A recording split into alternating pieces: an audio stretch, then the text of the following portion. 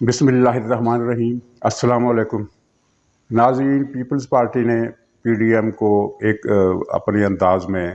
قطعی جواب دے دیا ہے کہ وہ اسے اب کوئی حیثیت نہیں دیتی، اور اس نے استواری مکمل کر لی ہے ان طاقتوں سے جن سے اسے امید ہے کہ وہ اسے اقتدار میں حصہ دیں گی۔ اور دوسری طرف ایک وزیر صاحب نے، ایک وفاقی وزیر صاحب نے خود کو ابھی سے وزیر اعظم سمجھنا شروع کر دیا ہے، اور ایک چارٹر طیارہ لے کر وہ فلائی کر گئے ہیں، کسی اور ملک کے دورے پر چلے گئے ہیں، اور ان کو یقین ہے، یہ یقین دلایا گیا ہے کہ نیکسٹ پرائم منسٹر آپ ہوں گے۔ تیسرا ایک لطیفہ سمجھ لیجئے کہ شبلی فراز صاحب سے وزارت اطلاعات لے لی گئی تھی، لیکن واپس ان کو یہ وزارت نہیں ملے گی۔ یہ وزارت دوبارہ فواز چودھری کے پاس جا رہی ہے، اور شبلی فراز نے جو محنت کی تھی اس عرصے میں اپنی نوکری پکی کرنے کے لیے، وہ ساری بیکار گئی۔ تو ناظرین، پی ڈی ایم کا حصہ یہ ہے کہ پیپلز پارٹی کے سینٹرل ایگزیکٹو کا اجلاس ہوا، تو اس میں بلاول نے وہ شو کاز نوٹس جو پی ڈی ایم کی طرف سے دیا گیا تھا اس کے پرو اسٹیبلشمنٹ پالیسیوں کی وجہ سے اور پی ڈی ایم کے فیصلوں کی خلاف ورزی کی بنیاد پر اسے پڑھ کر سنایا، اور پھر اسے ریزہ ریزہ کر دیا، پھاڑ دیا۔ اس سے وہ واقعہ ذہن میں تازہ ہو گیا جو 1971 کی جنگ کے زمانے میں بھٹو صاحب نے سلامتی کونسل کے اجلاس میں سوویت یونین کی قرارداد کو پھاڑ دیا تھا، جس میں پاکستان کو جنگ بندی کا ایک موقع دیا گیا تھا۔ بہرحال اس واقعے کی تفصیل میں ہم نہیں جانا چاہتے، بہت پرانی بات ہوگی، لیکن یہ اس سے بلاول کی اس حرکت سے وہ بات یاد آ گئی۔ فرق یہ ہے کہ اس واقعے کو پاکستان میں ووٹروں کی اکثریت نے داد دی تھی، چاہے اس کے نتائج کچھ بھی نکلے ہوں، اور اسے بھٹو صاحب کی بہادری پر محمول کیا تھا۔ لیکن بلاول نے جو کچھ کیا ہے وہ اسے مقبولیت کا ذریعہ نہیں بنا سکتے، کیونکہ یہ ان کی یہ حرکت پسند نہیں کی گئی ہے، اور اسے نادانی اور بچگانہ سیاست کا مظاہرہ قرار دیا جا رہا ہے، عوامی سطح پر بھی اور سیاسی مبصرین کی سطح پر بھی۔ لیکن اس سے ایک بات سامنے آ جاتی ہے کہ پیپلز پارٹی نے جس قلعے سے اپنا رشتہ استوار کیا ہے، یعنی وہی جو کہتے ہیں کہ اکو الف مینو درکار، تو وہ اس ایک الف کے دامن سے پوری طرح وابستہ ہو گئی ہے، اور اسے جو اس کی ہے امید، وہ یقین کی کیفیت میں ہے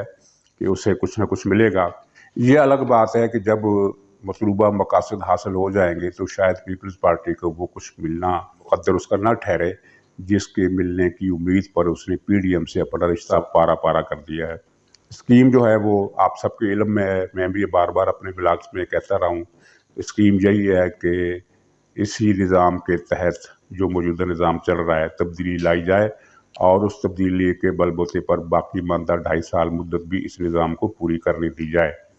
لیکن اس میں سوال پھر یہی پیدا ہوتا ہے کہ اگر مسلم لیگ نون اس گیم کا حصہ نہیں بنتی تو وہ یہ گیم کیسے استوار ہوگی، یہ گیم کیسے آگے بڑھے گی؟ بتانے والے بتاتے ہیں کہ جہانگیر ترین کے ذریعے بغاوت کا دائرہ وسیع کیا جائے گا، اور یہ تو رپورٹیں تقریباً کنفرم ہیں کہ 60 کے قریب ایم پی ایز یا کم از کم 50 سے زیادہ ایم پی ایز اس وقت جہانگیر ترین کے پاس ہیں۔ لیکن یہ ان کی اکثریت وہ ہے جو پہلے بھی پی ٹی آئی سے کوئی وابستگی نہیں رکھتی تھی۔ ان کو جہانگیر ترین مختلف طریقوں سے جنوبی پنجاب محاذ یہ وہ وغیرہ ہتھ کنڈے اختیار کر کے اسٹیبلشمنٹ نے ان کو پی ٹی آئی کے دامن میں ڈالا تھا۔ وہ لوگ جو پی ٹی آئی کی ٹکٹ پر منتخب ہوئے تھے باقاعدہ، جو یعنی الیکشن سے پہلے بھی پی ٹی آئی میں شامل تھے، ان میں سے کتنے ارکان توڑے جا سکتے ہیں، یہ ابھی سوال ہے۔ اور اگرچہ کہنے والوں کو یہ کہنا ہے کہ جب اشارہ ہوا تو ان کی اکثریت بھی آ جائے گی،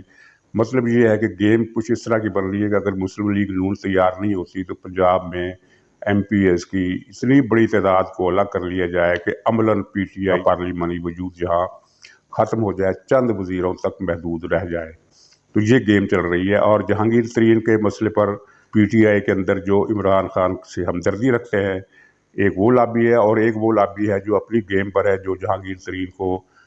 تنگ کر رہی ہے۔ اور یہاں یہ بات میں یاد دلانا چاہتا ہوں کہ ایک دلچسپی والی بات یہ ہے کہ اگرچہ عمران خان نے یہ سارا ڈرامہ شروع کیا تھا شوگر کے اسکینڈل کی بنیاد پر کہ یہ جن لوگوں نے شوگر کی ذخیرہ اندوزی کی ہے، نرخ بڑھائے ہیں اور لوٹ مار کی ہے، ان کے خلاف کارروائی ہوگی، لیکن جہانگیر ترین کے خلاف جو کارروائی ہو رہی ہے، جو ایف آئی اے نے केस बनाए हैं और जिनके बारे में तरीन साहब का कहना है कि ये इस्लामाबाद में बनाया, उनका इशारा शहजाद अकबर की तरफ था, तो वो केस शुगर बहरान से मुतल्लक नहीं है। वो केस मनी लॉन्ड्रिंग और दूसरे करप्शन या खुर्द या जो भी कह लें, वो जो भी इल्ज़ामात हैं वो बहरहाल उनका शुगर स्कैंडल से ताल्लुक़ नहीं है। शुगर स्कैंडल तो इमरान खान चला ही नहीं सकते, क्योंकि वो इसमें बराह रास्त खुद मुलव्वस हैं, वो मुलव्वस हैं और उस्मान बुज़दार मुलव्वस हैं, और फिर दूसरे लोग भी PTI के जिनके खिलाफ दायरा अगर बढ़ा तो मामला बहुत ख़राब हो जाएगा। इसलिए यही बात समझ में आती है कि शुगर स्कैंडल को इमरान खान हाथ नहीं लगाना चाहते, और इसीलिए उन्होंने जहांगीर तरीन के खिलाफ मनी लॉन्ड्रिंग और दूसरे केसेस की बुनियाद पर कार्रवाई की है, और इस कार्रवाई के नतीजे में उनके तमाम उनके और उनके बेटे के बैंक अकाउंट्स मुजम्मद कर दिए गए हैं, ताकि ये कारोबारी इदारा मफलूज हो जाए। हमें तरीन साहब से कोई हमदर्दी नहीं है, क्योंकि तरीन साहब ने मुशर्रफ के दौर में भी बताया जाता है कि बहुत लंबे लंबे हाथ मारे थे और देखते ही देखते अरब खरबपति हो गए थे, और उससे भी ज़्यादा लंबे हाथ इमरान खान के दौर में इमरान खान की आशीर्वाद से मारे।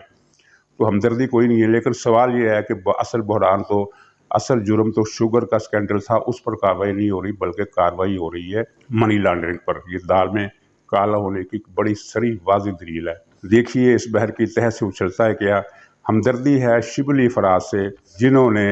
इमरान खान की खुशनुदी हासिल करने के लिए और अपनी वजारत इत्तलात को पक्का करने के लिए अपोजिशन के ख़िलाफ़ अखलाक और शाइस्तगी से बहुत ज़्यादा गिर कर बातें की, और बहुत ज़्यादा, यानी जैसे अगर सलीस ज़बान में कहा जाए तो बद ज़बानी की इंतहा कर दी, और पता नहीं चलता था कि फिरदौस आशिक ऐवान इस मामले में आ गए हैं, कि शिबली फराज इस मामले में आ गए हैं। और फिर उन्हें झूठे बयानात भी दिए, मसलन इस तरह के बयानात कि इमरान खान की पॉलिसियों की वजह से मईशत पटरी पर चढ़ गई है, चीज़ों की कीमतें कम होना शुरू हो गई है, और फलां। तो लोग हैरान होते थे कि क्या ये अहमद फराज का बेटा है, जो इतना पढ़ा लिखा आदमी था और जो इस तरह की सतही और बाजारी गुफ्तगू करता है। तो लेकिन अफसोस की बात यह है कि ये बाजारी गुफ्तगू और अपनी सतह से, अखलाकियात से गिर कर इस हद तक गिर जाना, ये भी शिबली फराज के काम नहीं आया, और वजारत इत्तलात अब दोबारा फवाद चौधरी को मिल रही है, जो बहुत तेज़ ज़बान है, लेकिन बहरहाल वो कुछ ना कुछ लाइनें अपनी गुफ्तगू के दौरान इर्द गिर्द खींच लेते हैं कि इससे आगे नहीं बढ़ना, इससे आगे नहीं गिरना। तो इसमें क्या मसलत है, फवाद चौधरी को क्यों लाया गया है, ये जो भी है, फ़िलहाल हमारा मौजू वो नहीं है। हमारा मौजू ये है कि शिबली फराज के कि मेरे काम कुछ ना आया, ये कमाल नए नवाजी, और अब वो बेचारगी से उन्होंने कहा है कि मुझे नहीं पता मुझे कौन सी वजारत मिल गई है। जो भी है, बहरहाल अगर उनको, वो शिबली फराज अब उस मुकाम पर आ गए हैं कि उन्हें अगर घास फूस काटने की वजारत दी जाए तो वो भी उसे गनीमत समझेंगे, उसे भी गनीमत समझेंगे और उस पर गुजारा करेंगे। नाज़रीन, तीसरी तरफ मुस्लिम लीग ने जो डस्का में मार्का मारा है, वो पाकिस्तान की तारीख में एक बहुत मुनफरद वाक़या है और उसके मुल्कगीर असरात होंगे। लेकिन अफसोस की बात यह है कि इस वाक़े को जिस तरह कैश कराना चाहिए था मुस्लिम लीग, उस तरह कैश नहीं करा रही, वो सिर्फ बयानात दे रही है। हालांकि उसे एक वाइट पेपर छापना चाहिए, और वो अगर अवामी सतह पर तकसीम नहीं कर सकती तो उसे सोशल मीडिया के ज़रिए तकसीम किया जाए, जिसमें दो बातें की जाएँ। एक तो ये है कि इस इलेक्शन में मुस्लिम लीग नून का वोट 2018 के मुकाबले में 11,000 के करीब बढ़ा है। ये एक बड़ी अहम बात है, क्योंकि कभी आज तक पाकिस्तान में ऐसा नहीं हुआ कि ज़िमनी इंतखाबात में किसी पार्टी ने आम इलेक्शन के मुकाबले में ज़्यादा वोट हासिल की हो। और दूसरी तरफ PTI का वोट बैंक गिरा है, इसलिए गिरा है कि 2018 के इलेक्शन में PTI के उम्मीदवार ने अलग वोट हासिल किए थे, और उस्मान आबद नाम के एक अलग उम्मीदवार थे जो बहुत बड़ी बरादरी की बेस पर खड़े हुए थे। 50,000 या 48,000 वोट उन्होंने भी हासिल किए थे, और वो 48,000 वोट एन ब्लॉक PTI को मिले इस इलेक्शन में, ज़िमनी इलेक्शन में। तो ये दोनों वोट मिलकर जितने बनने चाहिए थे उससे 12,000 कम है। यानी मुस्लिम लीग ने 12,000 वोट अपनी बढ़ाए हैं, और PTI के वोट बैंक कम हुआ है अब उसकी पूरी आटा स्कीम के बावजूद।